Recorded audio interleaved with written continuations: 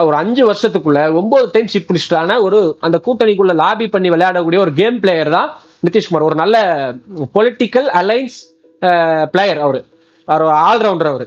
இந்த அரசு வந்து ஒரு குரோனி கேபிட்டலுக்கான அரசு. அயோத்தியில் ராமர் கோயில் அமைஞ்சது இந்தியா முழுக்க ஒரு மெசேஜ். ஆனா அயோத்தி மக்களுக்கு என்ன மெசேஜ்? 1800 குடியிருப்புகள் அயோத்தி ராமர் கோயில் அமைந்திருக்கக்கூடிய சுற்றுப்பட்டார் பகுதியில் இடிக்கப்பட்டுச்சு.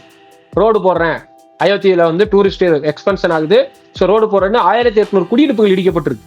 அப்ப அந்த மக்கள் எப்படி பிஜேபி ஓட்டு போடுவான்? அப்போ இந்த எக்ஸிட் போல் கருத்து கணிப்புகள் வந்தது பாருங்க, அதுலதான் இந்த ஸ்கேம் வந்து நடந்தது. ஏன்னா என்டிடிவி இந்த மாதிரி இதெல்லாம் யாரு இதோட ஷேர்ஸ் மெஜாரிட்டி ஷேர்ஸ் யார் வச்சிருக்கா நீங்க பாத்தீங்கன்னா, இப்போ நியூஸ் 18 மெஜாரிட்டி ஷேர் யார் வச்சிருக்கா? அம்பானி வச்சிருக்காரு. என்டிடிவியோடைய மெஜாரிட்டி ஷேர் யார் வச்சிருக்கா? அதானி வச்சிருக்காரு. இன்னைக்கு வந்து அந்த உத்தரப்பிரதேசத்துல வந்து இருக்கக்கூடிய மக்கள் தமிழ்நாட்டுல வந்துட்டு போனக்கு அப்புறம் தங்களுக்கு சுயமரியாதை வந்துட்டதா ஒரு மீம்லாம் சர்க்குலேட் ஆகுது. இது மீமா சர்க்குலேட் ஆகுறது ஒரு பெரிய விஷயம் இல்லை. பட் ஆனா இதை வந்து கலாநிதி மாறன் மாதிரியான ஒரு ஆட்கள், ஒரு கிரெடிபிலிட்டியான லீடர்ஸ் வந்து ஒரு ஸ்டேஜில் போய் பேசும்போது இது எப்படி ஒரு மக்களை வந்து இன்னொரு மக்கள் பார்த்து கேள்வி பண்ற மாதிரியோ இல்லாட்டி அவங்கள தாழ்த்தி பேசுற மாதிரியோ இருக்க விஷயத்த லீடர்ஸே வந்து ப்ரொமோட் பண்ற மாதிரி இருக்கு. இது எப்படி பாக்குறீங்க? இதெல்லாம் ரொம்ப ஷேமா இல்லையா? இல்ல இதெல்லாம் ஒரு தவறான ஒரு அரசியல் புரிதலற்ற ஒரு வாதமா தான் நான் பாக்குறேன்.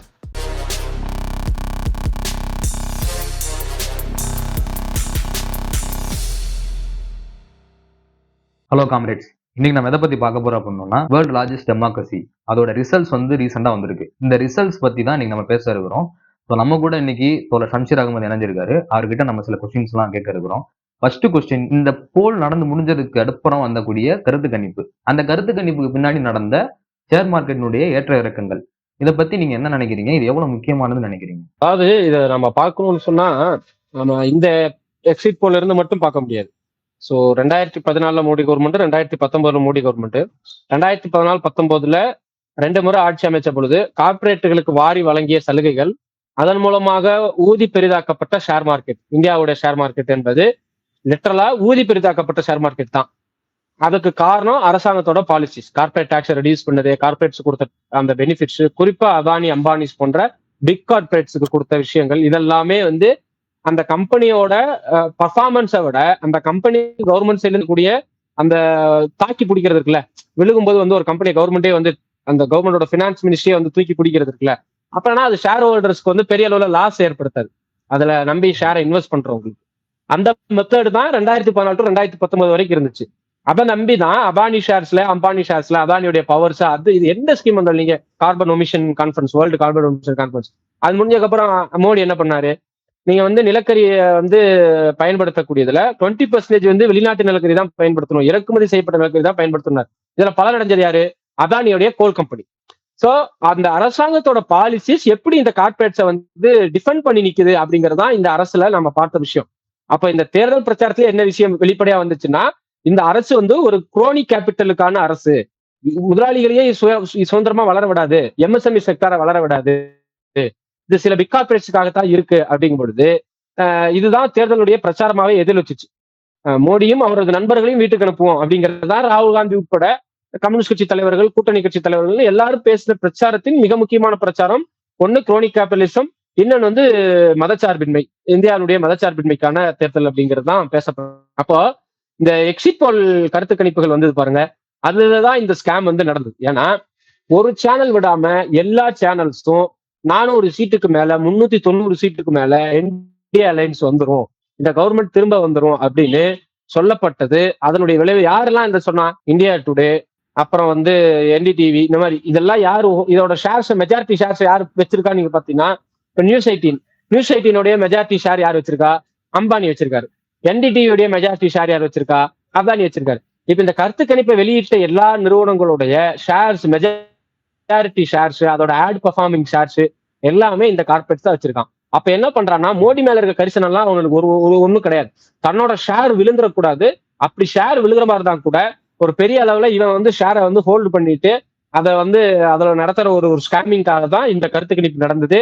அதை ஒட்டி நீங்க இந்த 2 நாள் 1ஆம் தேதி எலெக்ஷன் முடியுது, எக்ஸிட் போல் 1ஆம் தேதி ஆர்மடியில இருந்து பேசுறான். இந்த எக்ஸிட் போல்ல வெளியே போட்ட எல்லா கம்பெனிஸ், எல்லா மீடியா நிறுவனத்துடைய ஷேர் மெஜாரிட்டி ஷேர் யார் வச்சிருக்காங்கன்னா இந்த பிக் கார்பரேட்ஸ் வச்சிருக்காங்க.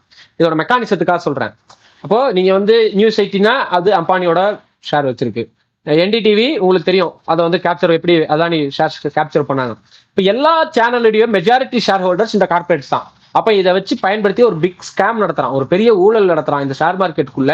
பிஜேபி வந்துருவான்னு சொல்லி இன்வெஸ்ட்மெண்ட்டை தக்க வச்சுக்கிறதுக்கும் அந்த இன்வெஸ்ட்மெண்ட்ல புஷ் பண்றதுக்கும், நீங்க வந்து பல்கா ஒரு ஷேர்ஸை வந்து பர்ச்சேஸ் பண்ணிட்டு அப்புறம் அதை ரீட்டைலா விற்கிற கம்பெனிஸ், ஸ்மால் மீடியம் என்டர்பிரைசஸ் வந்து இன்வெஸ்ட்மெண்ட் பேசிஸ்ல இருக்கக்கூடிய கம்பெனிஸ், அப்புறம் சில தனிநபர்கள் பண்ணக்கூடிய இன்வெஸ்ட்மெண்ட், இந்த இன்வெஸ்ட்மெண்ட் எல்லாமே பிஜேபி திரும்ப வந்துட்டுனா இந்த பிக் கார்பரேட்ஸ் வந்து அது வந்து டிஃபைன் பண்ணும், அவங்கள வந்து பிடிச்சி நிப்பாட்டும். இந்த மாதிரி எல்ஐசி, எஸ்பிஐ இதெல்லாம் பிரைவேடைசேஷன் கம்பல்சரி நடக்கும். அப்ப இதுல எல்லாம் நம்ம போய் வந்து பல்கா வந்து இன்வெஸ்ட் பண்ணி வைக்கலாம் அப்படின்னு இன்வெஸ்ட்மெண்ட்டா பண்ணாங்க. ஆனா ரிசல்ட் என்ன, 2ஆம் தேதி 3ஆம் தேதி பயங்கரமா இன்வெஸ்ட்மெண்ட் நடக்குது. 4ஆம் தேதி என்ன நடக்குது, இப்ப நிப்டி 50 வந்து ஒரு கம்பெனிஸை 50 கம்பெனிஸை நிப்டில ரேங்க் பண்றான். அந்த 50 கம்பெனிஸ்ல யாரு, எல்லாமே பிக் கார்பரேட்ஸ் தான்.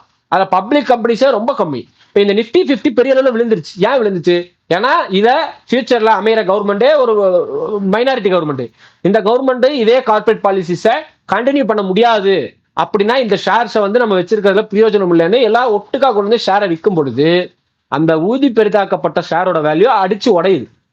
அதனால லாஸ் யாருக்கு, அந்த ஷேரோட வேல்யூ இன்க்ரீஸ் ஆனதுல ப்ராஃபிட் எடுத்துட்டான் கார்பரேட்ஸ் ஆல்ரெடி இல்லையா. லாஸ் யாருக்குன்னா ஒரு ஷேரா 2 ஷேரா வாங்கினவனுக்கு, இல்ல நிப்டி 50க்கு மேல இன்வெஸ்ட் பண்ணவனுக்கு, அல்லது பல்கா ஷேர்ஸை பர்ச்சேஸ் பண்ணி ரீட்டைலா சேல் பண்ணலாம்னு வச்சிருந்த ஸ்மால் மீடியம் இன்வெஸ்ட்மெண்ட் கம்பெனிஸ்க்கு பெரிய அளவுல லாஸ் என்பது இந்த தேர்தலில் இந்த எக்ஸிட் போல நடத்தி ரிசல்ட்டுக்குள்ள 2 நாளுக்குள்ள பண்ணியிருக்காங்க. இது ஒரு மிகப்பெரிய ஒரு ஷேர் மார்க்கெட் ஸ்கேம். இந்த ஸ்கேமை வந்து மீடியாஸோட பவரோட இந்த பிக் கார்பரேட்ஸ் பண்ணியிருக்காங்க. எக்ஸிட் போல்ல சொன்ன நம்பர்ஸோ இல்ல பாஜக வந்து பரப்புரை பண்ணிட்டு இருந்த அந்த நம்பர்ஸோ ரிசல்ட்டா வரல. ஆனா இன்னைக்கு ஆட்சி அமைக்க போறது பாஜக தான், தன்னுடைய கூட்டணி கட்சிகள் மூலமா ஆட்சி அமைக்க போறாங்க. இது எப்படி பாக்குறீங்க? இல்ல வந்து இந்த தேர்தல் இந்தியாவுக்கு ஒரு நல்ல மெசேஜ் சொல்லுது. இந்த தேர்தல் இந்தியாவில் என்ன மெசேஜ் சொல்லியிருக்குன்னா, மதத்தை விட வயிறு பெருசு, பசி பெருசு, வருமானம் முக்கியம், வேலை வாய்ப்பு முக்கியம், இது எல்லாத்துக்கும் சமூக அமைதி ரொம்ப முக்கியம் அப்படிங்கிறது தான் இந்த தேர்தல் திரும்ப திரும்ப நமக்கு சொல்லியிருக்கு. இந்த தேர்தலில் ரொம்ப முக்கியமா பார்க்க வேண்டியது India black and India black. So India black ஒரு ஒரு ஒரு முன்னேற்றம் இருக்கு. கடந்த தேர்தலை விட இண்டிவிஜுவலா பார்க்கும் பொழுது காங்கிரஸ் வந்து நிறைய ஷேர் எடுத்திருக்காங்க, எல்லாமே இருக்கு. ஆனா பிஜேபிக்கு ஒரு செட்பேக், அது வெற்றி அடையல என்று சொல்ல முடியாது, ஆனா ஒரு செட்பேக் ஏற்பட்டிருக்கு. ஆனா தனிப்பெரும்பான்மையில 2014லயோ 2019லயோ ஆட்சிக்கு வந்த பிஜேபியால் தனிப்பெரும்பான்மைக்கு வர முடியல. இந்த சீட்ஸும் கூட நீங்க வந்து நிதிஷ்குமாரும் அதே போல வந்து உங்களுக்கு வந்து சந்திரபாபு நாயுடுவோட சப்போர்ட்ஸ் இல்லாம இந்த அரசாங்கம் வந்து அமையறதுக்கு வாய்ப்பு இல்லை. இப்ப நிதிஷ்குமார் பாத்தீங்கன்னா ஃபர்ஸ்ட் அவர் இந்தியா பிளாக்ல இருந்தாரு, அப்புறம் இந்தியா பிளாக் விட்டு வெளியே போனாரு.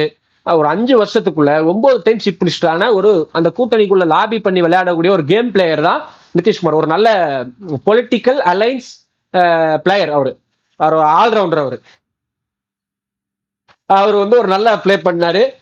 சீஃப் மினிஸ்டரையும் தக்க வச்சுக்கிட்டு இன்னைக்கு வந்து கேபினெட்ல வந்து எனக்கு 3 கேபினெட் வேணும், அதுல குறிப்பா விவசாயம் வேணும் இப்பெல்லாம் வந்து டிமாண்ட் பண்ணிட்டு, இப்ப யார் காட்டுல மழை இந்த தேர்தல்னா நிதிஷ் சந்திரபாபு காட்டுல நல்ல ஒரு மழை என்பது பெஞ்சிருக்கு. ஆனா நம்ம இந்த தேர்தலில் பார்க்க வேண்டிய அம்சம், முக்கியமா நம்ம பார்க்க வேண்டிய அம்சம் என்னன்னா, மக்கள் தங்களுடைய வாழ்வாதார சூழல்கள் இருந்து வாக்களிச்சிருக்காங்க. இதை இந்தியா பிளாக்ல இருக்கக்கூடிய அரசியல் கட்சிகள் சரியா பயன்படுத்தினாங்களா, என்டிஎல் இருக்கவங்க சரியா பயன்படுத்தினாங்களாங்கிறது ரொம்ப முக்கியம்.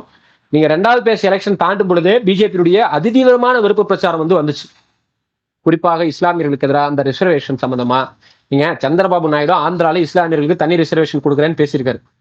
பிஜேபி கர்நாடகாலையும் அஸ்ஸாம்லையும் இஸ்லாமியர்களுக்கு ரிசர்வேஷன் கொடுத்து காங்கிரஸ் நமக்கு கிடைக்க வேண்டியது எல்லாத்தையும் இஸ்லாமியர்களுக்கு கொடுக்க போதும் பிரச்சாரம் பண்ணியிருக்கான். இன்னைக்கு அதே நிதிஷ்குமாரோட சந்திரபாபு நாயுடோட ஆதரவோட தான் பிஜேபி வந்து ஆட்சி அமைக்க இருக்கிறாங்க அப்படிங்கிறத நம்ம பார்க்க வேண்டியது இருக்கு. இப்போ இந்த சினாரியோவை நாம புரிஞ்சுக்க வேண்டியது ரொம்ப முக்கியமான விஷயம் என்னன்னா, மோடி வந்து தன்னை வந்து நான் பயாலஜிக்கலாவே பிறக்கல, நான் வந்து ராமர் கோயிலை கட்டுவதற்காக இந்தியாவில் இந்து மதத்தை வந்து மீட்டெடுப்பதற்காக கடவுளுடைய ஒரு புதிய அவதாரங்கிற அளவுக்கு பேசப்பட்டார் மோடின்னு. ஆனா ராமர் கோயில் கட்டப்பட்ட பைசாபாத் இடம் இருந்துச்சு. மோடியினுடைய பாஜகவுடைய வேட்பாளர் மோடி நேரடியாக எத்தனை ரோட் ஷோ நடத்தினார் அயோத்தியில, எல்லா ரோட் ஷோலையும் மோடிக்கு தாட்டா காமிச்சாங்க மக்கள். அதோட அர்த்தம் அப்ப மோடியை வரவேற்கிறான்னு நினைச்சாரு. ஆனா அவங்க காமிச்ச தாட்டா ரியல் தாட்டாவாக அமைஞ்சிருக்கு. ஏன்னா நீங்க அயோத்தியுடைய பிரச்சனை, அயோத்தியில ராமர் கோயில் அமைஞ்சது இந்தியா முழுக்க ஒரு மெசேஜ். ஆனா அயோத்தி மக்களுக்கு என்ன மெசேஜ், 1800 குடியிருப்புகள் அயோத்தி ராமர் கோயில் அமைந்திருக்கூடிய சுற்றுப்பட்டார் பகுதியில இடிக்கப்பட்டுச்சு. ரோடு போடுறேன், அயோத்தியில வந்து டூரிஸ்ட் எக்ஸ்பென்ஷன் ஆகுது, ஸோ ரோடு போடுறேன்னு 1800 குடியிருப்புகள் இடிக்கப்பட்டிருக்கு. அப்ப அந்த மக்கள் எப்படி பிஜேபி ஓட்டு போடுவான்?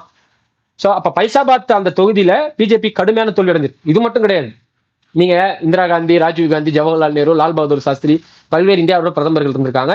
சில பேர் அதுல வந்து நேரடியாக தேர்தலை சந்தித்து பிரதமரானாங்க. சில பேர் மாநிலங்களவை உறுப்பினராக பிரதமராயிருக்காங்க. மன்மோகன் சிங் எல்லாம் மாநிலங்களவை உறுப்பினர் தான். அப்படி இந்தியாவினுடைய ஒரு சிட்டிங் பிரதமர் ஒரு தொகுதியில் நின்று பின்னடைவு அப்படிங்கிற செய்தி நீங்க பார்த்திருப்பீங்களா? எனக்கு தெரிஞ்சு நான் பார்த்தது இல்லை. மேபி எங்காவது இருந்திருக்கலாம். அது ரொம்ப ஒரு கடவுளோட குழந்தைக்கு பின்னடைவு வரலாமா? ஆமா, கடவுளின் குழந்தை இல்லையா அவரு? கடவுளினுடைய அவதாரத்துக்கு பின்னடைவு ஏற்பட்டதுங்கிறது இந்த தேர்தலில் ஃபர்ஸ்ட் 4 ரவுண்டு தொடர்ந்து பின்னடைவு. ஒரு ரவுண்ட்ல பின்னடைவுனா கூட பரவாயில்ல, தொடர்ந்து 4 ரவுண்டு பின்னடைவு. இன்னும் குறிப்பாக மோடி வாங்கின வாக்கு வித்தியாசங்கள் ஒவ்வொரு தேர்தலையும் படிப்படியா குறைஞ்சிருக்கு. இந்த தேர்தலில் ரொம்ப ஓட் பேங்க் வந்து ரொம்ப குறைஞ்சி ரொம்ப கணிசமான 1,47,000 உட்பட்ட வாக்கு வித்தியாசம் மோடி ஜெயிச்சிருக்காரு. அப்ப மோடிங்கிற பிம்பத்துக்கே மிகப்பெரிய சரிவு என்பதை இந்த தேர்தல் காட்டியிருக்கு அப்படிங்கிறதா பாக்குறோம். இது ஒரு விதத்தில் இந்தியாவில் RSS அஜெண்டா, இந்துத்துவாவினுடைய அஜெண்டா, கார்பரேட்டினுடைய கோனி கேபிட்டலிசம், இப்படி பிஜேபி முன்னெடுத்த எல்லா விஷயத்தையும் இந்த தேர்தல் என்பது ஒரு தடுத்து நிறுத்தக்கூடிய ஒரு என்ன சொல்றது, ஒரு ஹேண்ட் கஃபை வந்து மோடிக்கு போட்டிருக்கு அப்படிங்கிறத பார்க்க முடியும். இன்னும் சொல்ல போனா மோடியை வீட்டுக்கே அனுப்பிச்சிருக்க முடியும். அந்த பொலிட்டிக்கல் வைப்ரேஷன் தான் இந்த தேர்தலில் இருந்தது. அதை அப்போசிஷன் பிளாக் சரியா பயன்படுத்தினாங்க அப்படிங்கறத நம்ம பார்க்கும்போது அந்த விஷயம் உங்களுக்கு புரியும். நீங்க அடுத்த என்னோட கொஸ்டினுக்கான ஒரு இடத்துக்கு வந்துருங்கன்னு நினைக்கிறேன். என்ன அப்படின்னா, இப்போ அப்போசிஷன் பிளாக் சொன்னீங்க, நான் குறிப்பிட்ட கேள்வி கேட்கிறேன். காங்கிரஸ் வந்து போன எலெக்ஷனோட இந்த எலெக்ஷன்ல அதிக சீட் வந்து எடுத்திருக்காங்க. அதே மாதிரி பிஜேபி அவங்க சொன்ன நம்பர்ஸும் இல்ல, போன வாட்டி ஜெயிச்ச நம்பர்ஸும் இல்ல, கம்மியான சீட்ஸ் தான் அவங்க பிஜேபி கட்சி எடுத்திருக்கு. இப்படி இருந்துமே ஏன் காங்கிரஸால வந்து பிஜேபியை தோக்கடிக்க முடியல? இப்ப போன வாட்டி காங்கிரஸ் ஆனதை விட இந்த வாட்டி சீட்ஸ் வந்து ஓவராலா நீங்க பாத்தீங்கன்னாக்கா அதிகமா இருக்கு இல்லையா? போன வாட்டி இருந்ததை விட இந்த வாட்டி சீட்ஸ் வந்து அதிகமா இருக்கு. எங்கெங்கெல்லாம் அதிகமா இருக்குங்கிறது நீங்க வந்து ஒரே ஒரு டீட்டெயில் மட்டும் நான் சொல்றேன். இந்த டீட்டெயில் பாத்தீங்கன்னா உங்களுக்கு புரியும். என்னன்னா இப்ப இந்தியா பிளாக்ல எந்தெந்த கட்சிகள் இருக்காங்க? ஃபர்ஸ்ட் வந்து காங்கிரஸ், ரெண்டாவது வந்து சமாஜ்வாதி கட்சி, மூணாவது வந்து ஆம் ஆத்மி கட்சி, நாலாவது சிபிஎம், சிபிஐ. இதெல்லாம் ஆல் இந்தியா ஸ்டேட்டஸ்ல இருக்கக்கூடிய கட்சிகள். அடுத்தபடியாக மாநில கட்சியா பாத்தீங்கன்னா முதல் இடத்துல வந்து திமுக இருக்கு, ரெண்டாவது இடத்துல வந்து திரிணாமுல் காங்கிரஸ் இருக்கு. எப்படி கிட்டத்தட்ட வந்து ஒரு பெரிய பிளாக், இந்தியா பிளாக் அப்படிங்கிறது ஒரு பெரிய கட்சி. சரத்பவாருடைய ஃபேக்ஷன், அதே போல வந்து உத்தவ் தாக்கரேவுடைய ஃபேக்ஷன் மகாராஷ்டிராக்குள்ள. இப்படி வந்து ஒரு பெரிய அந்த சைடு பீகார்ல பாத்தீங்கன்னு சொன்னா தேஜஸ்வி யாதவ், அதே போல வந்து அது ஒரு மகாபந்த் கூட்டணி, ஒரு நல்ல கூட்டணி. ஏற்கனவே பீகாருடைய தேர்தலில் மிக முக்கியமா ரோல் பண்ண ஒரு கூட்டணி. ஸோ இப்படி வந்து இந்தியா பிளாக் வந்து அமைஞ்சிருக்குல்ல. இதுல நான் ஒரு டேட்டா சொல்றேன், வெரி சர்ப்ரைசிங் டேட்டா. கிட்டத்தட்ட 11 ஸ்டேட்ல காங்கிரஸ் வாங்கி இருக்கக்கூடிய எம்பி எண்ணிக்கை அப்படின்னு நீங்க பாத்தீங்கன்னு சொன்னா எவ்வளவு இருக்கும்னு நினைக்கிறீங்க? வெறும் 16 சீட்டு. 16 சீட்டு தான் காங்கிரஸ் 11 ஸ்டேட்ல வாங்கியிருக்காங்க. 11 ஸ்டேட்னா இந்தியாவில கிட்டத்தட்ட வந்து 3 1 பங்கு ஸ்டேட் வந்துருக்கு இல்லையா? 3 1 மேலேயே வருது 11 ஸ்டேட் அப்படின்னு. 16 சீட்டு. அப்போ மத்திய பிரதேஷ்ல காங்கிரஸ் வாங்கியிருக்கிறது 0. யாரை எடுத்து அங்க சண்டை கட்டணும்? பிஜேபி எடுத்து சண்டை கட்டணும். பிஜேபி எடுத்து சண்டை கட்டுற இடத்துல காங்கிரஸ் வாங்கியிருக்க சீட்டு 0. குஜராத், பிஜேபி எடுத்து சண்டை கட்டுற இடம். குஜராத்ல பெரிய போராட்டம், மோடிக்கு எதிராக ஓட்டு போட மாட்டேன்னு சொல்லி மக்களுடைய போராட்டம் தொடர்ச்சியா நடந்த இடம் சரிங்களா? அவங்க 17 13 கேண்டிடேட்ஸ் எங்களுக்கு சீட்டு வேணான்னு விட்டுட்டு ஓடின இடம். அந்த இடத்துல காங்கிரஸ் வாங்கி இருக்கக்கூடிய சீட்டு 1. சத்தீஸ்கர் காங்கிரஸ் வாங்கி இருக்கக்கூடிய சீட்டு 0. ஒடிஷா காங்கிரஸ் வாங்கி இருக்கக்கூடிய சீட்டு 1. டெல்லி காங்கிரஸ் வாங்கி இருக்கக்கூடிய சீட்டு 0. இத்தனைக்கு டெல்லியில ஆம் ஆத்மிக்கு மிகப்பெரிய சென்டிமெண்ட் அலை இருந்துச்சு. கெஜ்ரிவாலை கைது பண்ணது உட்பட ஒரு பெரிய சென்டிமெண்ட் சொல்றேன். சென்டிமெண்ட் இருந்த இடம். அங்க காங்கிரஸ் ஜெயிக்கல, ஆம் ஆத்மி ஜெயிக்கல, சென்டிமெண்ட் இருந்தும் கோட்டை விட்டுருக்காங்க. அடுத்த இடம் நீங்க பாத்தீங்கன்னு சொன்னாக்கா உத்தரகாண்ட்ல 5-0, அஸ்ஸாம்ல 3, கர்நாடகால 9, ஹிமாச்சல் பிரதேஷ்ல 0, ஜார்க்கண்ட்ல 2, அருணாச்சல் பிரதேஷ்ல 0. மொத்தம் 16 சீட்ல கர்நாடகாவோட 9 சீட் எடுத்துட்டீங்கன்னா வெறும் 5 சீட்டு தான் 10 ஸ்டேட்ல வாங்கியிருக்காங்க. அதாவது 2 ஸ்டேட்டுக்கு ஒரு எம்பிங்கிற கணக்குல வாங்கியிருக்காங்க. இந்த பர்ஃபார்மன்ஸ் இருக்குல்ல, இதுக்கு அடுத்து நம்ம காங்கிரஸ் எங்கெல்லாம் சீட் இன்க்ரீஸ் ஆச்சு அப்படின்னு நீங்க பார்த்தீங்கன்னா ராஜஸ்தான் காங்கிரஸ் வந்து டைரக்டா பிஜேபியோட ஃபைட் பண்ணி ராஜஸ்தான்ல நல்ல சீட் ஷேரிங் வச்சிருக்காங்க. கேரளா 3வது, பஞ்சாப், அதே போல தமிழ்நாடு, உத்தரப்பிரதேசம், மகாராஷ்டிரா, ஆந்திரால ஒன்றும் பெருசா இல்லை, தெலுங்கானாலையும் ஒன்றும் பெருசா இல்லை. இப்போ இந்த சீட்ஸ் எல்லாம் எங்க வாங்கியிருக்கக்கூடிய பகுதி பார்த்தீங்கன்னா உத்தரப்பிரதேஷ்ல சமாஜ்வாதியத்தோட ரோல் இல்லைன்னா அங்க காங்கிரஸ் அந்த 6 கூட வாங்கியிருக்க முடியாது. ஸோ எஸ்பியும் அந்த அலைன்ஸ் கரெக்டா ஃபார்ம் ஆகி நல்ல ஒரு ஃபைட்டை கொடுத்து யோகி ஆதித்யநாத் தான் அடுத்த பிரைம் மினிஸ்டர்னு சொல்லப்பட்ட ஒரு ஸ்டேட்ல உடைச்சிருக்கான். இந்த சைடு சரத்பவாருக்கு அவருடைய கட்சியை காப்பாற்ற வேண்டிய மிக முக்கியமான கடமை, உத்தவ் தாக்கரேக்கு அவரோட கட்சியை காப்பாற்ற வேண்டிய மிக முக்கியமான கடமை. இந்த ஃபைட்டுக்கு இடையில காங்கிரஸும் இணைந்து ஒரு நல்ல ஃபைட்டு கொடுத்து சீட்டை வந்து வாங்கியிருக்காங்க. சரிங்களா? ஆனா பஞ்சாபோட ஸ்டேட்டஸ் என்ன? பஞ்சாப்ல யாரை எடுத்து காங்கிரஸ் சீட் ஜெயிச்சிருக்காங்க? ஆம் ஆத்மி ஜெயிச்சிருக்காங்க. ஆம் ஆத்மி யாரு? இந்தியா பிளாக்ல ஒன் ஆஃப் த பார்ட்டி. அடுத்து கேரளாக்கு வந்தீங்கன்னா, கேரளால காங்கிரஸ் யாரை எடுத்து சீட் ஜெயிச்சிருக்காங்க? 12 சீட்டு, 17 ஓவராலா 12 வந்து அவங்க காங்கிரஸ் மட்டும் ஜெயிச்சிருக்கு. யாரை ஜெயிச்சிருக்காங்க? இந்தியா பிளாக்ல இன்னொரு அங்கமா இருக்கக்கூடிய கம்யூனிஸ்ட் கட்சிகளை எடுத்து ஜெயிச்சிருக்காங்க. ஆனா இப்ப நீங்க கேரளா பொசிஷனுக்குள்ள வருவோம். ஆம் ஆத்மில பஞ்சாப்ல வந்து ஆம் ஆத்மி இருந்து சீட் எடுத்திருக்காங்க. அங்க காங்கிரஸ் ஜெயிக்கலைனாலும் இந்தியா பிளாக்கு தான் எம்பி இல்லையா? அதே சினாரியோ நீங்க பெங்காலுக்கு வாங்க. பெங்கால்ல ராகுல் காந்தி பிரச்சாரத்துக்கே போல. அங்க வந்து இயல்பா அந்த மாநிலத்துக்குள்ள ஃபைட் நடக்குது. ஆனா கேரளால மட்டும் ஏன் ராகுல் காந்தி பிரச்சாரத்துக்கு வந்தாரு? ராகுல் காந்தி ஏன் அங்க போட்டி போட்டாரு? கேரளால போட்டி போட்டு 12 சீட் வாங்கின ராகுல் காந்தி கர்நாடகால அவங்க ஆளுங்கட்சி இல்லையா? டி.கே. சிவகுமார் வந்து அமித்ஷா ஆஃப் காங்கிரஸ் சொல்ற அளவுக்கு ஒரு பெரிய ஆட்களை வச்சிருக்கக்கூடிய ஒரு ஸ்டேட் காங்கிரஸ் பயங்கரமான கோட்டை விட்டுருக்காங்க. அங்க அடுத்து இப்போ சமீபத்தில் நடந்த எலெக்ஷன்ல ஜெயிச்ச ரேவந்த் ரெட்டி இருக்கக்கூடிய தெலுங்கானா பயங்கரமான ஃபைட்டு இல்லையா? ஆளுங்கட்சியை எதிர்த்து பிஜேபியும் எதிர்த்து ஜெயிச்சு வந்தாங்க. அங்க என்ன பர்ஃபார்மன்ஸ்? கேரளால ராகுல் காந்தி வராரு, பிரியங்கா காந்தி வராங்க, ரேவந்த் ரெட்டி வராரு, டி.கே. சிவகுமார் வராரு, இவ்வளவு பேர் பிரச்சாரம் பண்ணி 12 சீட்டு. ரேவந்த் ரெட்டியோட சொந்த மாநிலத்துல முதலமைச்சரா இருக்கக்கூடிய மண்டலம் எத்தனை சீட்டு? இவ்வளவு எஃபர்ட் போட்டு கேரளால சீட் எடுக்க வேண்டிய தேவை என்ன இருக்கு? அங்க பிஜேபி ஜெயிச்சிட போறானா? இந்தியா பிளாக்கு தானே. யார் ஜெயிச்சாலும் இந்தியா பிளாக் தானே. சிபிஎம் ஜெயிச்சாலும் சிபிஐ ஜெயிச்சாலும் இந்தியா பிளாக் தான். காங்கிரஸ் ஜெயிச்சாலும் அப்போ ஒரு நேச்சுரலான ஃபைட்டுக்கு அங்க விட்டுட்டு போக்கஸ் பண்ண வேண்டிய இடம் எது? சவுத்துல கர்நாடகா போக்கஸ் பண்ணிருக்கணும். கர்நாடகால ஒரு பயங்கரமான ஃபைட் இருக்கு. தேவகவுடாவோட கட்சி பிஜேபியோட கூட்டணிக்கு போயிருக்கு. இதையெல்லாம் அப்சர்வ் பண்ணி டி.கே. சிவகுமார் கர்நாடகாவில் ஒர்க் பண்ணிருக்கணுமா? அதே போல தெலுங்கானால ரேவந்த் ரெட்டி ஒர்க் பண்ணிருக்கணுமா? அங்க ஒர்க் பண்ணவே இல்லை. சோ இந்த காங்கிரஸ் உடைய சீட்டு எமர்ஜ் ஆனது எல்லாமே 2 ஸ்டேட் மட்டும்தான் காங்கிரஸ் உடைய ஓன் பெர்ஃபார்மன்ஸ்ல கை கொடுத்த ஸ்டேட். ஒன்னு ராஜஸ்தான், இன்னொன்னு கேரளா. மீது எல்லா ஸ்டேட்டுமே அந்த மாநிலத்தில் அமைந்த இந்தியா முன்னணியுடைய கூட்டு உழைப்பால தான் அது காங்கிரஸுக்கு பலன் கொடுத்திருக்கிறது. குறிப்பாக தமிழ்நாடு, அதே போல வந்து உங்களுக்கு வந்து இது உத்தரப்பிரதேசம், மகாராஷ்டிரம். இப்போ பிஜேபிக்கு எதிரான அலைகள் கொதித்தெழுந்த பகுதி மணிப்பூர். மணிப்பூர்ல மட்டும்தான் காங்கிரஸ் கரெக்டா பிளே பண்ணி ஜெயிச்சிருக்காங்க. மற்ற நார்த் ஈஸ்ட் எல்லாமே கோட்டை விட்டாங்க. அஸ்ஸாம்ல கோட்டை விட்டுருக்காங்க, திரிபுரால கோட்டை விட்டுருக்காங்க, எல்லா பகுதிகளிலும். இந்த இந்தியா பிளாக்கு நீங்க இன்னொரு 40 சீட்டை இன்க்ரீஸ் பண்ணிருக்க முடியும். நான் என்ன சொல்றேன், நான் ஃபர்ஸ்ட் 11 ஸ்டேட் சொன்னேன்ல, மத்திய பிரதேஷ், குஜராத், ஒடிசா, சத்தீஸ்கர், டெல்லி, உத்தரகாண்ட், அஸ்ஸாம், கர்நாடகா, இமாச்சல பிரதேஷ், ஜார்க்கண்ட், அருணாச்சல பிரதேஷ் பிஜேபி வாங்கிக்கிற சீட்டு 135 சீட். 135 இடங்களை இந்த இடத்துல பிஜேபி சிங்கிள் பார்ட்டியா வாங்கியிருக்கான். இதுல ஒரு 50% நீங்க பிரேக் எடுத்திருந்தா கூட, ஒரு 50% சீட் எடுத்திருந்தா கூட நீங்க 70 சீட் வாங்கியிருக்க முடியும். இன்னைக்கு இந்தியா பிளாக்கு தேவைப்படுற சீட் எவ்வளவு? தேவைப்படுற சீட் வந்து இங்கதான் இருக்கு. ஆட்சியே மாறி இருக்கும். அப்ப இந்த இடத்த காங்கிரஸோட பெர்ஃபார்மன்ஸ் கோட்டை விட்டுருக்கு. இங்க எல்லாமே இந்தியா பிளாக்கு, அதாவது இவங்க வாங்கின சீட் இந்தியா பிளாக்குள்ள இருந்து காங்கிரஸ் சீட் வாங்கியிருக்காங்க. இன்னொன்னு 2 ஸ்டேட்ல பெர்ஃபார்ம் பண்ணிருக்காங்க. நார்த் ஈஸ்ட்ல ஒரு ஸ்டேட். மீதி எல்லா இடத்துலயும் பிஜேபிக்கு எதிரான அரசியலை காங்கிரஸ் தக்க வைக்கல. அதை பயன்படுத்த காங்கிரஸ் மக்கள் தயாரா இருக்கான், மக்கள் ஒட்டு போட தயாரா இருக்கான். அதை சரியான கேம் பிளே பண்ண, நம்பர் பிளே பண்றதுல காங்கிரஸ் கோட்டை விட்டதனுடைய விளைவுதான் இன்னைக்கு இவ்வளவு பெரிய வெற்றிக்கு பின்னாடியும் கூட ஆட்சி அமைக்க முடியாத நிலைமை ஏற்பட்டிருக்கு. பிஜேபிக்கு இன்னும் நீங்க நெருக்கடி கொடுத்துருக்க முடியும். ஒருவேளை ஒரு எஜ் டு எஜ் இருக்கு வச்சுக்கோங்க, ஒரு 260 சீட் நீங்க வாங்கிட்டீங்க, 40 சீட் டைரக்டா வந்து ஒரு 30 சீட் டைரக்டா பிஜேபி இருந்து குறைஞ்சிருந்தா பிஜேபியோட சீட் 200க்கு போயிருக்கும். 200க்கு போயிருந்தா இன்னைக்கு வெறும் நிதிஷ்குமார், சந்திரபாபு நாயுடுங்கிறது இல்லாம இன்னும் ஒரு 5-6-7 கட்சிகளுடைய நிர்பந்தத்துக்குள்ள ஆளாக்கப்பட்டு நல்ல ஒரு டைட்டான ஹேண்ட் கஃபை கொடுத்திருக்க முடியும்.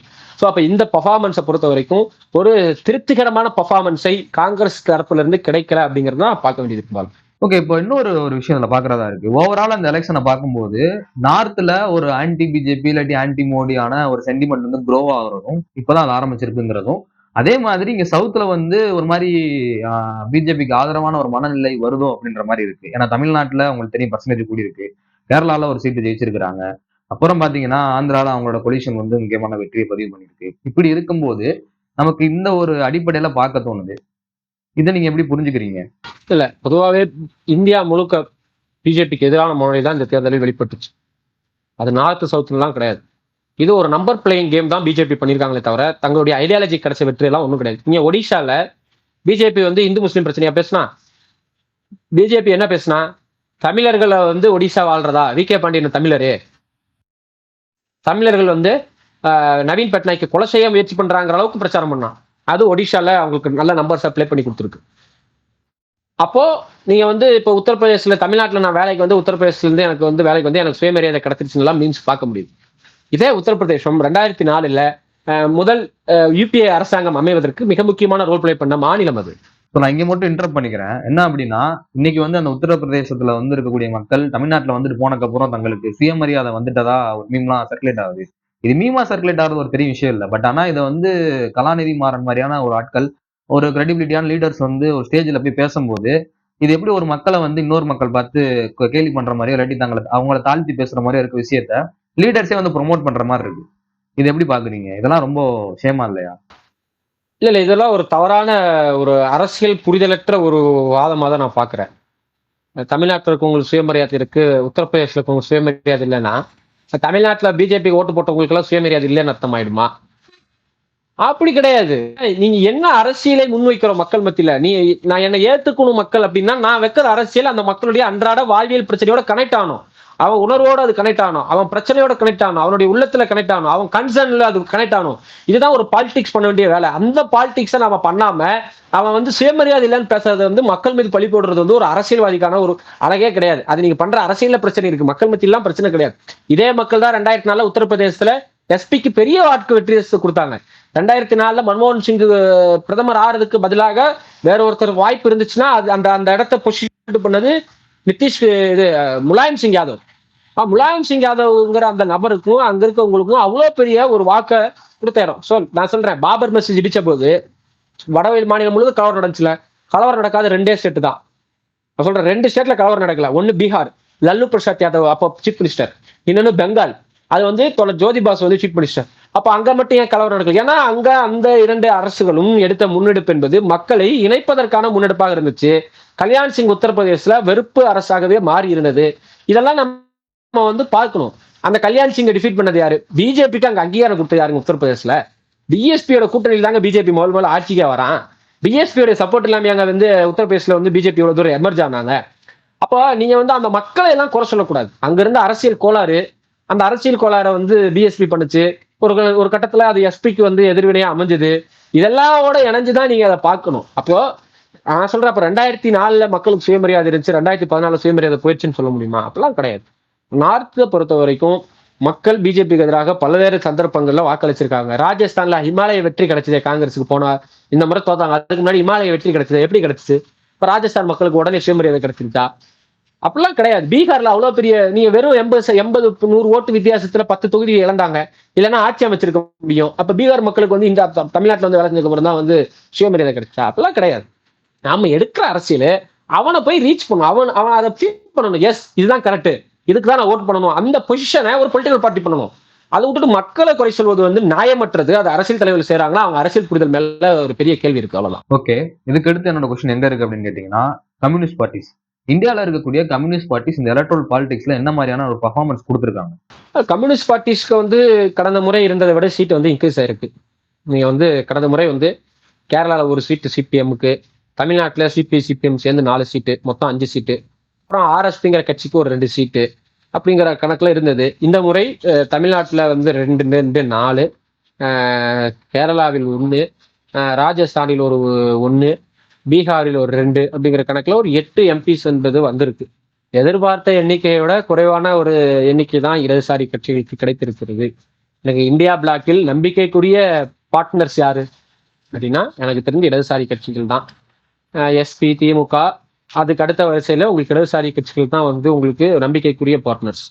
இவங்களுக்கான எண்ணிக்கை குறைந்திருப்பது என்பது உண்மையிலே வருந்தக்கூடிய ஒரு விஷயம்தான். அது இந்தியா பிளாக்கு. மற்றபடி இடதுசாரிகளோட பர்ஃபார்மன்ஸை பொறுத்த வரைக்கும் கேரளா வந்து ஒரு முக்கியமான இடதுசாரிகளுக்கு ஒரு முக்கியமான ஒரு ஹோல்டா இருந்த பகுதி. நான் அது முன்னாடியே சொன்னேன். நான் கேரளால என்னென்னலாம் நடந்தது, சீஃப் மினிஸ்டர் ஏன் அரெஸ்ட் பண்ணல அப்படிலாம், அது ஒரு மாதிரி ரொம்ப ஒஸ்டான ஒரு எலெக்ஷன் பிரச்சார துணியை என்பது கேரளாவுக்குள்ள இருந்தது. நான் கொரோனா காலகட்டத்திலும் சரி, நிப்பா வைரஸ் வந்த போதும் சரி, மழை வெள்ளத்தின் போதும் சரி, நல்லா பெர்ஃபார்ம் பண்ண ஒரு கவர்மெண்ட்டை, ஒரு மினிஸ்டரை, நிப்பா ராணி, கோவிட் ராணி, கோவிட் ஊழல்காரி, அவங்கள பான் வீடியோ சைட்ல கொண்டு போய் அவங்க போட்டோவை மார்க் பண்ணது, இஸ்லாமியர்கள்லாம் சைலஜாக்கு ஓட் பண்ணக்கூடாதுன்னு சொன்ன மாதிரி ரொம்ப worst scenarios in happen in Kerala. அது வந்து ஒரு ஒரு ஒரு நல்ல தேர்தல் பிரச்சாரம் நடைமுறை கட்பாற்பட்டு நடந்த ஒரு தேர்தல் பிரச்சாரம். அதையும் தாண்டி மக்கள் இடதுசாரிகளுக்கான வாக்கு ஓவரால் கேரளால குறையல. ஒரு சில தொகுதியில முன்ன பின்ன மாறி இருக்கு. அது வந்து இயல்பா மாறும். அது எல்லா தேர்தலையும் மாறும். ஓவரால் ஓட் ஷேர் கடந்த தேர்தலில் வாங்கின ஓட் ஷேரும் இந்த தேர்தலில் வாங்கின ஓட் ஷேரும் பெரிய அளவில் மாற்றம் இல்லை இடதுசாரி கட்சிகள்ல எல்லாத்துக்குமே. காங்கிரஸ்ல இருந்து ஒரு 3% ஓட்டெல்லாம் குறைஞ்சிருக்கு. நீங்க தமிழ்நாட்டில் கூட வந்து கடந்த முறை வாங்கினதை விட காங்கிரஸுக்கும் திமுகவுக்கும் ஓட் ஷேர் குறைஞ்சிருக்கு, ஏடிஎம்கேக்கும் குறைஞ்சிருக்கு, நாம் தமிழருக்கும் பாஜகவுக்கும் தான் இன்க்ரீஸ் ஆயிருக்கு. அது சர்டைன் அமௌண்ட், ரொம்ப பெரிய அமௌண்ட் எல்லாம் கிடையாது இல்லையா. அப்போ அந்த ஓட் ஷேர் அப்படியே தான் இருக்கு. அப்ப என்னன்னா இடதுசாரிகளும் அவங்களோட ஃபைட்டை வலுவா அவங்க கிட்ட இருக்கிற திறனை வச்சு ஃபைட் பண்ணாங்க. எலெக்ஷன் ட்ரெண்டை பொறுத்த வரைக்கும் நான் ரீசெண்டா படிச்ச ஆர்டிகல் என்னன்னா, கேரளா மக்கள் என்ன ஃபீல் பண்ணாங்கன்னா, பர்ஃபார்மிங் கவர்மெண்டா அப்படிங்கும்போது LDF government is best performing government. ஆனா ஆட்சி அமைக்கக்கூடிய இடத்தில் காங்கிரஸ் இருக்கிறது. அப்ப காங்கிரஸுக்கு வாக்களிப்பது தான் மோடியை வீழ்த்த முடியும் என்கின்ற 2014 இருந்த அதே ட்ரெண்டு, 2019 இருந்த அதே ட்ரெண்டு 2024 நீடிச்சது. அதுல இடதுசாரிகளுக்கு ஒரு பெரிய செட்பேக். இப்போ ஆட்டிங்கள் எல்லாம் வெறும் 1000 ஓட்டு வித்தியாசத்துல தான் ஆட்டிங்கள வெற்றி வாய்ப்பை இழந்திருக்காங்க. அந்த கடந்த முறை வாங்கின எல்லா தொகுதிகளிலும் வாக்குகள் பெரிய அளவில் மாறுபடல. ஒரு அவங்களுடைய ஃபைட் நல்லா நடந்திருக்கு. ஆனா இந்தியா பிளாக்குக்குள்ள நடந்த ஃபைட்டா தான் இருக்கு. அதுல காங்கிரஸ் வந்து over performance in Kerala, first performance in all over India. இது இடதுசாரிகளுக்கு ஏற்பட்டக்கூடிய பின்னடைவு. வெஸ்ட் பெங்கால்ல அடுத்த இடம்னா வெஸ்ட் பெங்கால். வெஸ்ட் பெங்கால்ல காங்கிரஸும் இடதுசாரிகளும் இணைஞ்சு போட்டிட்டாங்க. அதுல என்ன சின்ன முர்ஷிதாபாத்ல மாநில செயலாளர் இருக்கக்கூடிய சலீம் 2வது பிளேஸ் வந்திருக்காரு. வாட் பேங்க் வந்து பெருசா இன்க்ரீஸ் ஆகல, பெருசா டிக்ரீஸும் ஆகல, அப்படியே ஸ்டாக்னேஷனா இருக்கு. ஸோ அங்க வந்து மம்தா அப்படிங்கிற போது மம்தா பிஜேபிக்கு எதிராக வந்து ஃபைட் பண்ணுவாங்களா, காங்கிரஸ் சிபிஎம் அலைன்ஸ் ஃபைட் பண்ணுவாங்க, கம்யூனிஸ்ட் காங்கிரஸ் அலைன்ஸ் ஃபைட் பண்ணுவாங்க போது மக்களுடைய சாய்ஸ் மம்தாவாக இருந்தது. அது இந்தியா பிளாக்குள்ள தான் வந்திருக்கு. ஒரு சில இடங்களில் அங்க பிஜேபி வெற்றி பெற்றிருக்கு. இன்னும் சரியாக இந்தியா பிளாக் அங்க பெர்ஃபார்ம் பண்ணியிருந்தா அந்த ஒரு சில இடங்களில் கூட பிஜேபி வெற்றி பெற விடாம பண்ணியிருக்க முடியும். இதுதான் இடதுசாரிகளுக்கு இருக்கக்கூடிய முக்கியமான விஷயம். அம்மா ராம் அப்படின்னு சொல்லக்கூடிய சிபிஎம் வேட்பாளர் ராஜஸ்தானில் சிகாரில் ஒரு புது அக்கௌண்ட் ஓபன் பண்ணியிருக்காங்க. ஒரு ஹியூஜ் பர்சனாலிட்டி, விவசாயிகள் மத்தியில் ஒரு பெரிய நம்பிக்கைக்குரிய ஒரு கேரக்டர் அவரு. ராஜஸ்தான் மாநிலத்தில் விவசாயிகள் போராட்டம் தான் ஒட்டுமொத்த ராஜஸ்தான் வெற்றியிலேயே ரோல் பண்ணியிருக்கு. அந்த விவசாயிகள் போராட்டத்துக்கு ஒட்டுமொத்தமா தலைமையேற்றவர் வந்து அமராராம். அப்ப நீங்க வந்து அவர் வெற்றி பெறலைன்னா தான் நம்ம ஆச்சரியப்படணும். இப்போ நீங்க இந்த ஒட்டுமொத்த எலெக்ஷன்ல விவசாயிகளுடைய போராட்டம் ரோல் பண்ண இடங்கள் தான் காங்கிரஸ் கெயின் பண்ணிருக்கு. உத்தரப்பிரதேசல நீங்க கலவரம் நடந்த இடம் வந்து முஷாஃபர் நகர் இல்லையா, இந்து முஸ்லீம் கலவரம் பயங்கரமா நடந்துச்சு. எப்போ குஜராத் கலவரத்துக்கு பிறகு அமித்ஷா போய் அங்கேயே அந்த நாசகர வேலையை ஆரம்பிச்சார். அந்த முஷாஃபர் நகர்ல கூட விவசாயிகளுடைய போராட்டத்துல பெரிய வரவேற்பு இருந்தது. அந்த இந்து முஸ்லீம்கள் விவசாயிகளாக ஒன்றிணைஞ்சாங்க. மும்பையில நடந்த விவசாய போராட்டம், பஞ்சாபினுடைய விவசாயிகளுடைய போராட்டம், டெல்லியில் நடந்த விவசாயிகள் போராட்டம், இந்த விவசாயிகள் போராட்டம் எல்லாம் எங்கெல்லாம் பயங்கரமா எமர்ஜ் ஆச்சோ அங்கெல்லாம் காங்கிரஸுக்கும் சரி அல்லது இந்தியா பிளாக்குக்கும் சரி ஒரு நல்ல ரிசல்ட் என்பது கிடைச்சிருக்கு. அப்ப இந்த விவசாய போராட்டத்துல இடதுசாரி கட்சிகளோட பங்களிப்பு இல்லாம இந்த விவசாய போராட்டம் வந்து ஒரு வருஷம் நடந்துச்சா? நாசிக் டு மும்பை ரேலி நடந்துச்சா? உங்களுக்கு ராஜஸ்தான்ல வந்து விவசாயிகள் போராட்டம் இல்லாம வந்துருச்சா? ராஜஸ்தான்ல தான் முதல்ல பிரச்சனையே ஆரம்பிச்சிச்சு. அந்த கொக்கோ கோலா கம்பெனி வந்து லேஸுக்கு தயாரிக்கிற அந்த உருளைக்கிழங்கு பிரச்சனை எங்க ஆரம்பிச்சிச்சு? ராஜஸ்தான் தான் ஆரம்பிச்சிச்சு. அப்ப ராஜஸ்தான்ல விவசாயிகளுடைய போராட்டத்துடைய வெற்றி காங்கிரஸுக்கும் பலனளிச்சிருக்கு, இடதுசாரிகளுக்கும் பலனளிச்சிருக்கு. அப்போ ஒரு பொலிட்டிக்கல் நரேஷனை, பொலிட்டிக்கல் ட்ரெண்டை anti BJP, anti colonial capitalism அல்லது ஆன்டி முதலாளிகளுடைய நலன்கள் அப்படிங்கிற அந்த செட்டப் இருக்குல்ல, இந்த செக்மெண்ட்டை கிரியேட் பண்ணதுல left politics way better politics in India recent time. So அது நம்ம வந்து மறுக்கலாம் முடியாது. அது சீட்டா கன்வெர்ட் ஆகிறது அப்படிங்கிறதுல சில சிக்கல் இருக்கலாம். பட் பொலிட்டிக்கலா அது வந்து இந்தியா அலைன்ஸுக்கு ஒரு பெரிய ரோலை வந்து லெஃப்ட் மூவ்மெண்ட் வந்து பண்ணியிருக்கு அப்படிங்கிறத நம்ம பார்க்க முடியும். ஸோ நம்ம என்ன அடுத்த முறை தெளிவான நடவடிக்கைகள் மூலமாக இடதுசாரி கட்சிகள் தங்களுடைய வலுவை அதிகரிப்பாங்க. அதுல நம்பிக்கை இருக்கு, அதுக்கான கள சூழலும் இருக்கு அப்படிங்கிறதான் பாலா.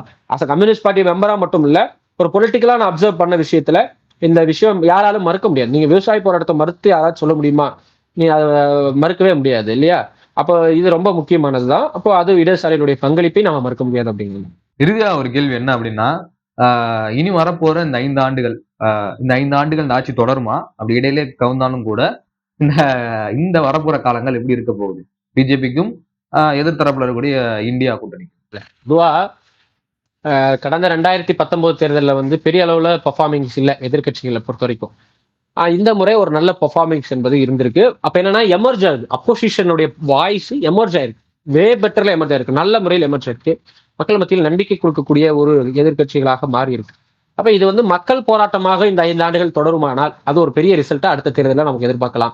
நீங்க சொல்ற மாதிரி 5 ஆண்டு தொடருமா இல்ல 2 ஆண்டுலயே முடிஞ்சிருமாங்கிறதெல்லாம் ஆட்சி அமைச்சதுக்கு பிறகு இந்த கவர்மெண்ட் போறதை வச்சுதான் நம்ம சொல்ல முடியும். ஆனா இப்போ வரைக்கும் சந்திரபாபு நாயுடு நான் வந்து என்டிஏல தான் பார்ட் ஆஃப் இந்தியன்டாரு, நிதிஷ்குமார் நான் பார்ட் ஆஃப் இந்தியன்டாரு, அவங்க சில கேபினெட்ஸை வந்து ப்ரொபோசல் வச்சிருக்காங்க. பல கட்சிகள் எனக்கு நான் படிச்ச வரைக்கும் நான் பார்த்த வரைக்கும் 15 கேபினெட் வந்து கூட்டணி கட்சிகள் கேட்கறாங்க. மைனாரிட்டி பாலிடிக்ஸ் பண்ணிட்டு இருந்த பிஜேபியை மைனாரிட்டி அரசாக மாற்றி இருக்கிறது இந்த தேர்தல். இது எவ்வளவு லீடிங்லாம் சொல்ல முடியாது. ஆனா இந்த எலெக்ஷன்ல என்ன பண்ணணும்னு நான் நினைக்கிறேன்னா, லோக்சபாவோட ஸ்பீக்கர் போஸ்ட் அது வந்து ரொம்ப மிக முக்கியமான, மைனாரிட்டி கவர்மெண்ட் அமையும் பொழுது அந்த கூட்டணி கட்சிகளுக்கு ரொம்ப முக்கியமான ரோல் பிளே பண்ணக்கூடிய இடம் வந்து ஸ்பீக்கர் போஸ்ட் தான். ஏன்னா ஸ்பீக்கரோட ரைட்ஸை நம்ம படிச்சீங்கன்னா தெரியும். ஒரு மோஷனை அந்த பார்லிமெண்ட்ல பாஸ் பண்ணணுமா வேணாமாங்கிறத அமைச்சரை எடுத்த முடிவும் கூட அவர் வந்து என்ன பண்ணலாம், நிப்பாட்டி வைக்கிறதுக்கான ரைட்ஸ் இருக்கு. அப்போ அப்படி இந்த கூட்டணி கட்சியில ஒன்று நிதிஷ்குமாரோ சந்திரபாபு நாயுடோ ஏதோ ஒரு கட்சிகள் ஸ்பீக்கர் போஸ்ட் வாங்கிட்டாதான் அந்த கட்சியோட எம்பிஸை பிஜேபி விலைக்கு வாங்க முடியாது. அப்படி விலைக்கு வாங்காம இருந்தாதான் இந்த 2 கட்சிகளோட வாழ்வாதார பிரச்சனையா நான் பாக்குறேன். ஏன்னா நீங்க பாருங்க, மோடியோட இருந்த எல்லாரும் எப்படி அழிஞ்சு போயிருக்காங்க, எடப்பாடி, ஜெகன்மோகன், அதே மாதிரி வந்து பல, நிதிஷ்குமார் உட்பட கடந்த எம்எல்ஏ எலெக்ஷன்ல நிதிஷ்குமாருக்கு என்ன நிலைமையாச்சு பீகார். ஸோ ஸ்பீக்கர் போஸ்ட்டை பிஜேபியிடம் கொடுக்கக்கூடாது. அப்படி கொடுக்காமல் இருந்தால் இந்த கூட்டணி கட்சிகள் கொடுக்கக்கூடிய நிர்பந்தத்தின்படி ஆட்சி என்பது நடக்கும். ஒன்று. 2வது, அடுத்து வரக்கூடிய மிக முக்கியமான விஷயம் குடியரசுத் தலைவர், துணை குடியரசுத் தலைவருக்கான தேர்தல். ஒரு 1.5 வருஷம் 2 வருஷத்துக்குள்ளே அது வந்துடும். இதுலேயும் கூட்டணி கட்சிகள் சார்பான வேட்பாளர்கள் தான் வரணும். அப்படி வந்தாதான் உங்களுக்கு வந்து கான்ஸ்டிடியூஷனல் போஸ்ட்டை ஹோல்டு பண்ணி இந்த அரசாங்கத்துக்கு இன்னொரு எக்ஸ்ட்ரா ஒரு டையை வந்து பண்ண முடியும். இப்படியெல்லாம் பண்ணுனா 5 வருஷத்துக்கு பிஜேபி அரசாங்கமும் இருக்கும். அது தன்னோட அரகன்சி இல்லாத ஒரு அரசாக இருந்து, அதாவது ஒரு செயலற்ற ஒரு அரசாக, கூட்டணி கட்சிகளுடைய செயல்பாட்டால் இருக்கக்கூடிய ஒரு அரசாக மாறும். இல்ல எல்லாத்தையும் விட்டுட்டாங்க அப்படின்னு சொன்னாக்கா இவங்க எப்படி பிளே பண்ணுவாங்கன்னு தெரியும். எப்படி எம்பிஸை பிளே பண்ணுவாங்க, எம்எல்ஏஸ் எப்படி பிளே பண்ணாங்க, உங்களுக்கு கோவால எப்படி நடந்துச்சு, எல்லா ஊர்லயும் நம்ம பார்த்தோம். ஸோ அந்த பிளேயிங்க்கு ஹோல்டு பண்ணணும்னா இந்த விஷயங்கள் எல்லாம் பண்ணணும். அப்ப இது இடையிலேயே கவர்றதுக்கு ஏதாவது வாய்ப்பு இருக்கா அப்படின்னு கேட்டீங்கன்னா, அது மக்கள் போராட்டத்தின் மூலம் ஏற்படக்கூடிய நெருக்கடிகள் இந்த கூட்டணி கட்சிகள் ஆதரவு கொடுத்திருக்கக்கூடிய கூட்டணி கட்சிகளுக்கு அந்த மாநிலத்துக்குள்ள ஏற்படும் பொழுது அவங்க வந்து அதுல இருந்து வெளியே வர வாய்ப்பு இருக்கு. உதாரணத்துக்கு பிஜேபியோட கூட போறேன்னு சொன்ன உடனே சந்திரபாபு நாயுடோட போட்டோ எடுத்து ரோட்ல போட்டு உடைக்கிற சில கிளிப்பிங்ஸ் எல்லாம் நம்ம பார்த்தோம் சோசியல் மீடியால, இல்லையா? ஸோ இந்த நெருக்கடி வந்து அதிகப்படும் பொழுது, பீகார்ல நிதிஷ்குமாரோட ஹோல்டு உடையும் பொழுது, சந்திரபாபு நாயுடோட ஹோல்டு உடைவதற்கான போராட்டங்களை வரும் காலங்களில் இந்தியா பிளாக் வந்து எமர்ஜ் ஆகும் பொழுது அது இடையிலேயே புட்டுட்டு போறதுக்கும் வாய்ப்பு இருக்கு. அப்ப இந்த விஷயத்தையெல்லாம் இந்த கூட்டணியில் இருக்கக்கூடிய மற்ற கட்சிகள் பண்ண வேண்டிய ஒரு விஷயமா தான் நான் பாக்குறேன். அதே போல இந்தியா பிளாக் அப்படிங்கிறது தேர்தல் கூட்டணியாக இல்லாமல் மக்கள் போராட்டத்தில் மக்களுடைய அரசியல் செயல்பாட்டுக்கான ஒரு அணியாக மாறும் பொழுது அது மேலும் வலுப்பெறும். அசால்ட்டா 400 சீட் அடிக்கக்கூடிய இடத்தை நோக்கி அதனால நகர முடியும். அதற்கான நம்பிக்கை இருக்கு. இதுதான் இந்த 5 வருஷத்துல பாக்குறோம். குறிப்பா இந்த 5 வருஷத்துல பார்க்க வேண்டிய முக்கியமான விஷயம், நிதிஷ்குமார் என்ன சொல்லியிருக்காரு, அக்னிபாத் ரிஜெக்ட் பண்ணணும்னு சொல்லியிருக்காரு. நீங்க ரொம்ப முக்கியமான விஷயம். அப்போ பிஜேபி கடந்த காலத்தில் கொண்டு வந்த ஒவ்வொரு திட்டங்களும் அந்தந்த மாநிலத்தில் ஒரு மிக முக்கியமான பிரச்சனையாக, அரசியல் பிரச்சனையா மாறும் பொழுது இந்த கட்சிகள் அந்த திட்டத்தை எல்லாம் நீ விட்ரா பண்ணணும்ன்ற நெருக்கடியை கொடுக்கும் பொழுது, வாஜ்பாய் ஒரு கட்டத்துல வந்து இதுக்கு மேல இந்த அரசியல் கவுந்தாலும் பரவாயில்ல, அடுத்த தேர்தலை சந்திச்சுக்கலான்ற ஒரு நெருக்கடியில் வந்து அரசு கவுந்தது போன்ற இடத்துக்கு வருவதற்கும் வாய்ப்பு இருக்கு. சோ அப்ப இது எல்லாத்தையும் தீர்மானிக்கிறது எது அப்படின்னா, என்னை பொறுத்த வரைக்கும் மக்கள் போராட்டத்தை இந்த எதிர்கட்சிகள் எப்படி வந்து ரூட் பண்ண போறாங்க. இப்ப நீட்ல மிகப்பெரிய ஸ்கேம் என்பது நடந்திருக்கு. நீட்ல வந்து நீங்க படிச்சிருப்பீங்கன்னு நினைக்கிறேன். அப்போ நீட்டுக்கு எதிரான போராட்டங்கள் வலுப்பெறும் பொழுது, நீட்டால் பாதிக்கப்பட்டிருக்கூடிய ஸ்டேட் தமிழ்நாடு, அதே போல பல மாநிலங்கள் இந்த கடந்த காலத்தில் நீட்டோட performance year by year very worst பர்ஃபார்மன்ஸுக்கு மாறி இருக்கு. 1 லட்சம் சீட்டு மட்டுமே இருக்கக்கூடிய இந்த மெடிக்கல் சீட்டுக்கு 13 லட்சம் பேர் பாஸ் ஆயிருக்காங்க. அப்ப இதெல்லாம் ஒரு பெரிய ஒரு ஸ்கேம் என்பது நடந்துட்டு இருக்கு. இதுக்கெல்லாம் எதிரான போராட்டங்கள் அந்த மாநில அரசோட நெருக்கடிகளுக்குள்ள தள்ளும் பொழுது இந்த அரசை வேறு ஒரு கோணத்துல அது கொண்டு செல்லும், அல்லது அரசு நிரந்தரமற்ற தன்மைக்கு மாறும் அப்படிங்கறதான் பாக்குறோம். பாலம், ரொம்ப ரொம்ப நன்றி தோழர். உங்களோட பிஸி ஷெடியூல்ல இந்த டைம் கொஞ்சம் ஒதுக்கி எங்களுக்கு வந்து இந்த இன்டர்வியூ பண்ணிருக்கோம். ரொம்ப ரொம்ப நன்றி. இந்த வெற்றிக்கு வந்து பாடுபட்டதா சொல்லப்படுற துருவராத்து, ஓகே ஓகே, இல்ல கமலஹாசன் துருவராத்து உள்ளிட்ட, ஆமா ஓகே, எனிஹவ் எங்களுடைய மோடிக்கு எதிரான எல்லாருடைய பங்களிப்பும் உண்மையிலேயே பாராட்டக்கூடியதுதான். அதுல எல்லாம் மாற்று கருத்துல. நன்றி.